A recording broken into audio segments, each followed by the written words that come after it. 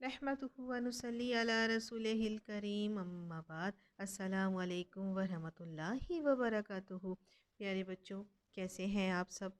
میری اللہ سبحانہ و تعالیٰ سے یہ دعا ہے کہ اللہ تعالیٰ آپ کو ہمیشہ ہنستا اور مسکراتا رکھے، آمین۔ پیارے بچوں، آج میں آپ کو مشرکین کے ایسے ظلم کے بارے میں بتاؤں گی جس میں انہوں نے مسلمانوں کا مکمل بائیکاٹ کیا۔ پھر غم کے سال کے بارے میں بتاؤں گی۔ بچوں، آپ کو پتہ ہے بائیکاٹ کسے کہتے ہیں؟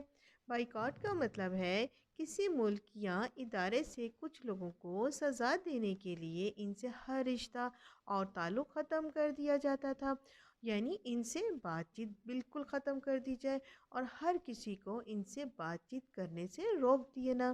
بچوں، آپ کو معلوم ہے قریش کے لوگوں نے کوشش کر کے دیکھ لی کہ آپ صلی اللہ علیہ وآلہ وسلم کو اسلام پھیلانے سے روکا جائے۔ جب وہ اس کام سے ناکام ہو گئے تو انہوں نے فیصلہ کیا کہ مسلمانوں کا مکمل بائیکاٹ کیا جائے۔ اس بائیکاٹ کے مطابق مشرکین نے فیصلہ کیا کہ بنی ہاشم اور بنی مطلب کے خلاف، یعنی ہاشم اور مطلب کے خاندان کے خلاف یہ عہد کیا جائے کہ ان سے بات چیت نہ کریں گے، نہ ان سے میل جول رکھیں گے، نہ ان کے گھروں میں جائیں گے، نہ ان کے ساتھ اٹھیں گے بیٹھیں گے، نہ خرید و فروخت کریں گے، نہ ان سے شادی بیاہ کریں گے۔ اس وقت تک بائیکاٹ رہے گا جب تک رسول اللہ صلی اللہ علیہ وآلہ وسلم کو قریش کو نہ دے دیں، تاکہ قریش کے لوگ آپ صلی اللہ علیہ وسلم کو قتل کر دیں۔ مشرکین نے اس بائیکاٹ کے فیصلے کو ایک کاغذ پر لکھا اور کاغذ کو خانہ کعبہ کے اندر لٹکا دیا۔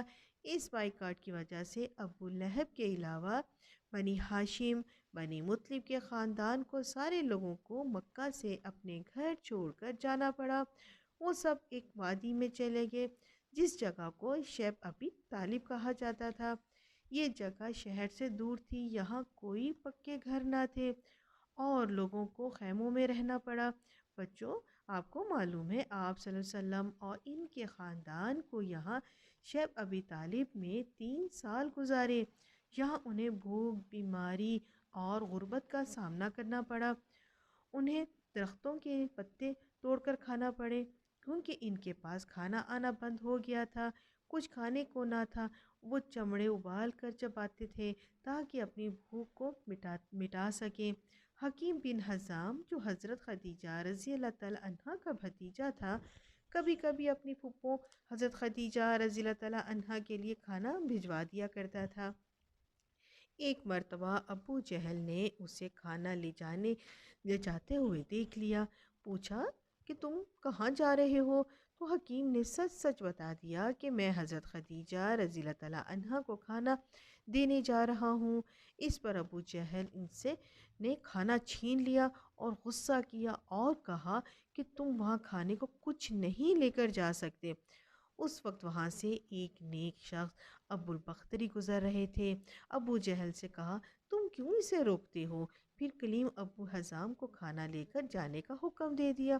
ابو بختری کے اس واقعے سے بڑی بحث شروع ہو گئی۔ پھر ابو بختری کی طرح اور بھی بہت سارے لوگ بولنے لگے جو بنی ہاشم کے ظلم سے ڈرے ہوئے تھے۔ کچھ لوگ نے قریش کے اس فیصلے سے ناراض بھی تھے، اس لیے اس بائیکاٹ کو ختم کرنے کے لیے بول اٹھے۔ پھر آپ صلی اللہ علیہ وسلم کو اس کاغذ کے بارے میں جس میں آپ صلی اللہ علیہ وآلہ وسلم کے خاندان کا بائیکاٹ کا فیصلہ لکھا ہوا تھا، اللہ سبحانہ و تعالیٰ نے خبر دی کہ وہاں کیڑے بھیج دیے گئے ہیں جنہوں نے سارے ظلم کی باتیں چٹ کر لی ہیں۔ صرف اللہ سبحانہ و تعالیٰ کا نام باقی رہ گیا ہے۔ آپ صلی اللہ علیہ وسلم نے اپنے چچا ابو طالب کو یہ بات بتائی تو وہ کعبہ گئے اور قریش کے لوگوں کو بتایا کہ ابو طالب نے قریش کے لوگوں سے کہا کہ ان کے بھتیجے نے یہ خبر دی ہے کہ کیڑوں نے وہ ساری باتیں چٹ کر لی ہیں، وہاں صرف اللہ سبحانہ و تعالیٰ کا نام باقی رہ گیا ہے۔ اور ابو طالب نے یہ بھی کہا کہ اگر ان کا بھتیجا جھوٹا نکلا تو وہ ابو طالب اپنے بھتیجے اور قریش کے لوگوں کے درمیان سے ہٹ جائیں گے، پھر قریش کا جو جی چاہے کرے۔ اگر ان کے بھتیجے سچے ثابت ہوئے تو قریش کو بائیکاٹ اور ظلم بند کرنا ہوگا۔ بچوں، آپ کو معلوم ہے جب مکہ میں کاغذ دیکھا گیا تو واقعی کیڑے وہ کاغذ کھا گئے تھے۔ جہاں جہاں اللہ سبحانہ و تعالیٰ کا نام تھا وہ بچ گیا، کیڑوں نے اللہ کے نام کو نہیں کھایا۔ اس کے بعد کاغذ پھٹ گیا۔ آخر کار اسی طرح بائیکاٹ ختم ہوا۔ پھر آپ صلی اللہ علیہ وسلم اور سب لوگ شیب ابی طالب سے نکل آئے اور مکہ واپس آ گئے، مگر ان کے گھر بری حالت میں تھے، جن کی چھتوں اور دیواروں میں سوراخ ہو گئے تھے، جھاڑیاں اگ گئی تھیں، کمروں میں پرندوں نے گھونسلے بنا لیے تھے۔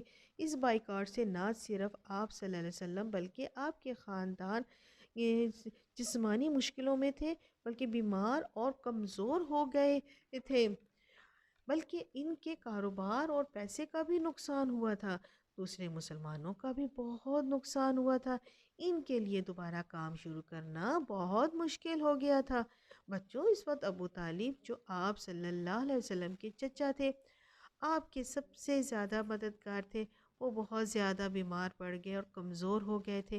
ان کی بیماری بڑھتی گئی اور بائیکاٹ کے ختم ہونے کے 6 مہینے بعد ان کا انتقال ہو گیا۔ وہ اب حضرت خدیجہ رضی اللہ تعالیٰ عنہا بھی مشکلیں سہتی ہوئی، بھوک اور بیماری سے لڑتے لڑتے حضرت خدیجہ کی بھی صحت بہت خراب ہو گئی تھی، اور وہ کھانا خود نہیں کھاتی تھیں بلکہ اپنا کھانا اپنے بچوں کو اور آپ صلی اللہ علیہ وسلم کو دے دیا کرتی تھیں۔ ابو طالب کی وفات کے بعد کچھ دنوں کے بعد ہی ام المومنین حضرت خدیجہ رضی اللہ تعالیٰ عنہا بھی بیمار پڑ گئی، اور اس کے بعد وہ ان کی وفات ہو گئی۔ اس طرح بچوں، اس طرح آپ صلی اللہ علیہ وسلم کے بہت قریبی اور وفادار ساتھی اور ہر اچھے اور برے وقت میں آپ صلی اللہ علیہ وسلم کا ساتھ دے رہے تھے، یہ دونوں آپ صلی اللہ علیہ وسلم سے دور چلے گئے۔ آپ صلی اللہ علیہ وسلم کا دل ٹوٹ گیا، وہ بہت اداس ہو گئے تھے۔ آپ صلی اللہ علیہ وسلم نے اس سال کا نام عام الحزن یعنی غم کا سال رکھ دیا۔ ابو طالب کی وفات کے بعد بنی ہاشم کا سردار ابو لہب بن گیا۔ ابو لہب نے آپ صلی اللہ علیہ وسلم کو بنی ہاشم سے نکلنے کو کہا۔ آپ صلی اللہ علیہ وسلم بالکل اکیلا محسوس کرنے لگے، جسے ان کا کوئی ساتھی اور حامی نہ ہو۔ اس کے باوجود آپ صلی اللہ علیہ وسلم نے اپنی دعویٰ کا کام جاری رکھا، جس کے لیے اللہ سبحانہ و تعالیٰ نے انہیں بھیجا تھا۔ حج کے دوران آپ صلی اللہ علیہ وسلم مختلف قبیلوں سے ملتے اور مکہ آئے ہوئے لوگوں سے کہتے کہ آپ صلی اللہ علیہ وسلم ان سے کہا کرتے تھے کہ انہیں اپنی پناہ میں لے لیں تاکہ آپ صلی اللہ علیہ وسلم دعویٰ کا کام جاری رکھیں، لوگوں تک قرآن کا پیغام پہنچائیں، لیکن کسی بھی قبیلے نے ان کی یہ درخواست قبول نہ کی۔ اب آپ صلی اللہ علیہ وسلم کے لیے مکہ میں رہنا بہت مشکل ہو گیا تھا۔